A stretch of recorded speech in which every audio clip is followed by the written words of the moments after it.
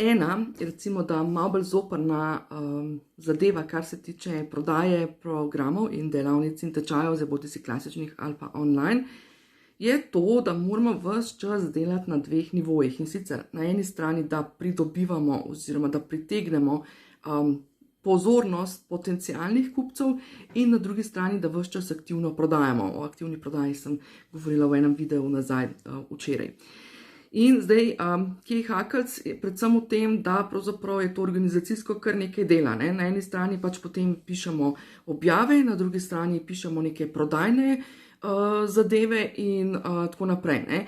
Pa imamo vmes še neke druge zadeve, kot so, ne vem, blogi, pa ne vemo, kaj bi z njim počeli, pa še podcast, pa tako naprej. Ok, kaj je tukaj v bistvu vsa poanta to, da si celo zadevo lahko zelo, zelo, zelo olajšamo, če skozi prodajo promoviramo tudi sebe oziroma gradimo svojo spletno prezenco. Ja? Okay? To se pravi, namesto da gremo v princip, ki ga marsikdo uporablja, in sicer to, da gre in dela najprej objave za socialna omrežja, piše, ne vem, bloge in tako naprej, skratka stvari za to, da pritegne potencijalne stranke, ali pa ves čas dela na tistem nivoju, da priteguje z nekimi brezplačnimi zadevami nove in nove stranke, oziroma potencijalne stranke.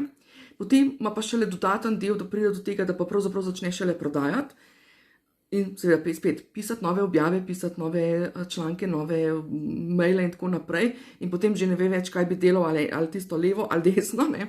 Je lahko rešitev to, oziroma filozofijo, ki jo sama, oziroma metodologija, način, ki ga sama uporabljam, da skozi prodajo in skozi prodajne aktivnosti gradim svojo spletno prezenco, pridobivam nove stranke oziroma pridobivam pozornost novih strank in gradim to spletno prezenco.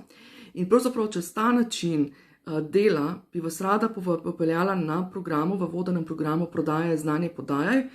Delamo 12 tednov oziroma 12 tednov, 9 tednov delamo, 3 tedne imamo vmes pauze in gremo res step by step skozi celoten proces, ker namreč prodaja se ne začne tam pri tem, da naredimo eno kampanjo, ampak se začne enih 10 korakov nazaj, ko moramo najprej poštimati vse stvari, vedeti, kaj sploh prodajamo, vedeti, komu prodajamo, izjasniti in skristalizirati svoj prodajni oziroma marketinški glas in nastaviti vse potrebno, zato da potem lahko ves čas se posvečamo samo temu, da aktivno prodajamo in skozi to prodajo gradimo tudi svojo spletno prezenco.